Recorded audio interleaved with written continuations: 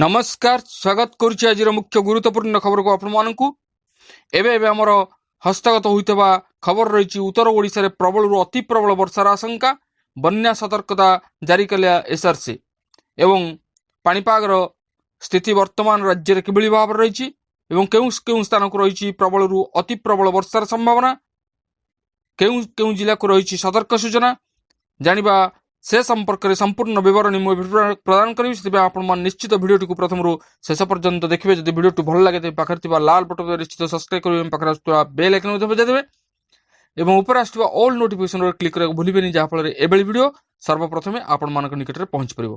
तेज आसतु जाना आज पाणीपाग संपर्कित विशेष गुरुत्वपूर्ण सूचना को। दक्षिण बांग्लादेश और तत्सलग्न गांगे और पश्चिमबंग उपत्यकार सक्रिय घूर्णिबलय प्रभाव में आज उत्तर पश्चिम बंगोपसागर पार्श्ववर्ती और पश्चिमबंग एवं बांग्लादेश उपकूल में एक लघुचाप क्षेत्र सृष्टि होइछि। एही लघुचाप क्षेत्र सह जड़ित घूर्णिबलय व्याप्ति वायुमंडल मध्यभाग जाए रहिबा सह दक्षिण पश्चिम दिगरे ढली रहिबो। आगको यह आहुरी घनीभूत होई पश्चिम उत्तर पश्चिम दिगरे गति करी गांगेय पश्चिमबंग उपत्यका और झारखंड मध्य देई आगामी 2 ରୁ 3 दिन गति करिबो।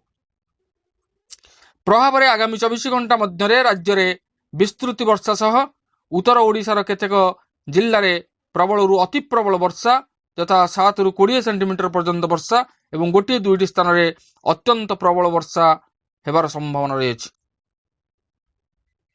रविवार मध्य विस्तृत वर्षा सह किछि जिल्ला रे प्रबल अति प्रबल वर्षा होई पारे बोली पाणीपाग विज्ञान केन्द्र पक्षरु पूर्वानुमान करा जायछि। आकलन अनुसार शनिवार पूर्वाह्न सुधा बालेश्वर और भद्रक जिल्ला रे अत्यंत प्रबल वर्षा हेबार आशंका थिबारु रेड वार्निंग एवं केन्दुझर मयूरभंज सुंदरगढ़ झारसुगुड़ा बरगढ़ संबलपुर अनुगुल देवगढ़ केन्द्रापड़ा जाजपुर ढेंकानाल जिले में प्रबल अति प्रबल वर्षा होगाकु थिबारु ऑरेंज वार्निंग जारी करिछि पाणीपाग विभाग। परवर्ती 24 घंटा मयूरभंज केन्दुझर बालेश्वर और भद्रक जिले में प्रबल अति प्रबल वर्षा एवं सुंदरगढ़ झारसुगुड़ा संबलपुर देवगढ़ बरगढ़ नुआपड़ा बलांगीर बौद्ध सुवर्णपुर जिले में प्रबल वर्षा होबार आशंका रही।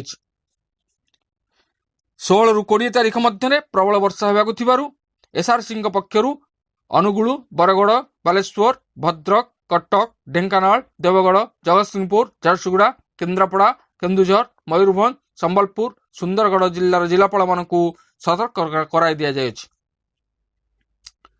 लगाण वर्षा जो विभिन्न नदी में बन्या परिस्थिति उपजी पारे।